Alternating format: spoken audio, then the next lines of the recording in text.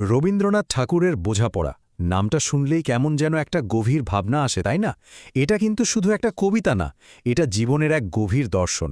চলুন আজ আমরা এই দর্শনের গভীরে একটু ডুব দিই। আচ্ছা, জীবনটা এত আনপ্রেডিক্টেবল কেন?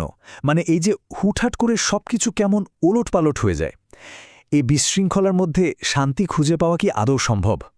এই প্রশ্নটা মনে হয় আমাদের সবারই, তাই না? আর বোঝাপড়া কবিতাটা ঠিক এখানেই আমাদের একটা পথ দেখাতে পারে। মজার ব্যাপার হলো ১০০ বছরেরও বেশি আগে লেখা এই কবিতায় রবীন্দ্রনাথ কিন্তু কোনো রেডিমেড উত্তর দিয়ে যাননি, কোনো সহজ সমাধান নেই। বরং তিনি একটা শক্তিশালী দৃষ্টিভঙ্গি দিয়েছেন। মানে জীবনের এই জটিলতাগুলোকে মেনে নিয়ে কিভাবে এগিয়ে যাওয়া যায় তারই একটা গাইডলাইন বলা যেতে পারে। তো এই বোঝাপড়ার প্রথম ধাপটা কি? প্রথম ধাপটাই হলো বাস্তবতার সাথে একটা চুক্তি করে নেওয়া, মানে রিয়ালিটিকে ঠিক যেমন আছে সেভাবেই মেনে নেওয়া। আর কবি এই বিষয়টাকেই অসাধারণভাবে তুলে ধরেছেন। কবিতাটা শুরুই হচ্ছে শান্তি খোঁজার একটা দারুণ আইডিয়া দিয়ে। কবির প্রথমেই বলছেন নিজের মনের সাথে কথা বলতে, আর এখান থেকেই তিনি এমন একটা মৌলিক সত্য প্রতিষ্ঠা করেন যা পুরো কবিতাটা সুরটা বেঁধে দেয়। ভালো মন্দ যাহাই আসুক সত্যেরে ল সহজে, এই দুটো লাইনই কিন্তু পুরো কবিতার মূল ভিত্তি। ভাবুন একবার, কবি বলছেন জীবনে যাই ঘটুক, ভালো হোক বা খারাপ, সত্যিটাকে সহজভাবে মেনে নিতে হবে। এটাই হলো বোঝাপড়ার প্রথম আর সবচেয়ে জরুরি শর্ত। এই ব্যাপারটা বোঝাতে কবি একটা অসাধারণ উপমা ব্যবহার করেছেন।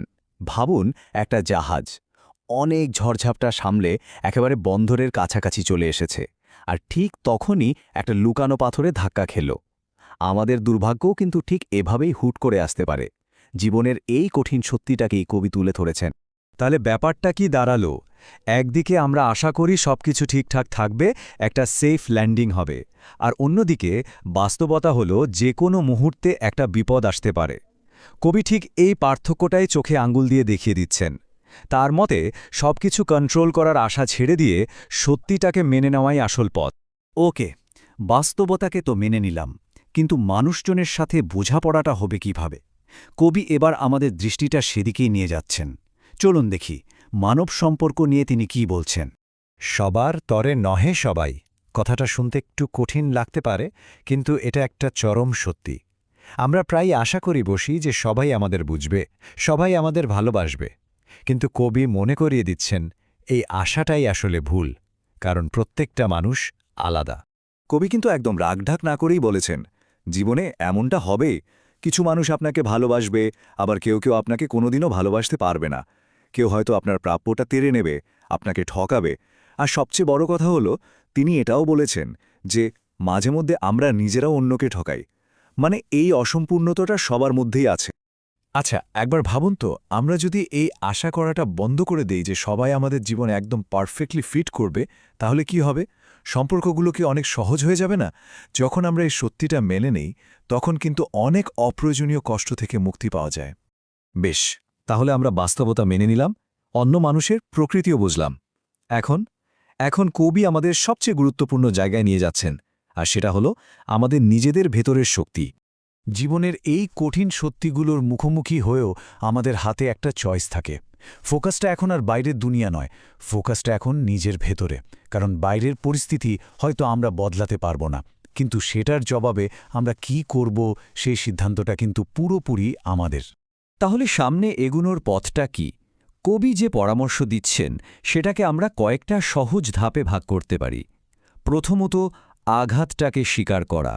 দ্বিতীয়ত, নিজের মনের সাথে একটা বোঝাপড়া করে নেওয়া। আর সবশেষে যা কিছু অবশিষ্ট আছে, যা কিছু টিকে আছে, সেটুকুই সম্বল করে এগিয়ে চলা। এই পুরো কবিতায় হতাশার কোনো জায়গা নেই। কবি একবারও ভেঙে পড়তে বলছেন না, বরং তিনি এমন একটা ছবি আঁকছেন যা আত্মনির্ভরতার কথা বলে, বিশেষ করে সেই সময়ের জন্য যখন মনে হয় চারিদিকে শুধু অন্ধকার। তাহার পরে আধার ঘরে প্রদীপখানি জ্বালিয়ে তোলো। কি অসাধারণ একটা লাইন, তাই না? মানেটা খুব পরিষ্কার। যখন চারদিকে অন্ধকার ছেয়ে যাবে, তখন অন্য কেউ এসে আলো জ্বালিয়ে দেবে, এই অপেক্ষা করাটা বোকামি। নিজের প্রদীপ নিজেকেই জ্বালাতে হবে। আশা বা পথ দুটোই নিজের ভেতর থেকে খুঁজে বের করতে হবে। তো আমরা আলোচনার প্রায় শেষ পর্যায়ে চলে এসেছি। এবার পুরো কবিতার মূল ভাবনাগুলো একটা বিন্দুতে এসে মিলবে। রবীন্দ্রনাথ এটাই বলতে চাইছেন যে সত্যিকারের শান্তি কিন্তু বাইরের জগৎটাকে বদলে দিয়ে আসে না। শান্তি আসে জগতের সাথে নিজের বোঝাপড়াটা বদলে ফেলার মাধ্যমে।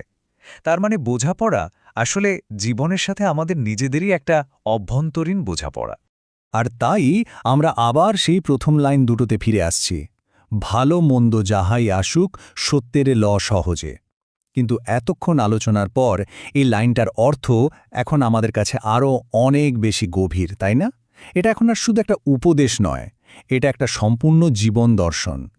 শেষ করার আগে একটা প্রশ্ন রেখে যাই, এমন কোনো একটা সত্যি কি আছে যা আজ থেকে আমরা একটু সহজভাবে মেনে নেওয়া শুরু করতে পারি?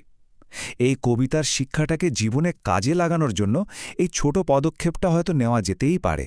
এটা আমাদের সবার জন্যই একটা ভাবনার বিষয়।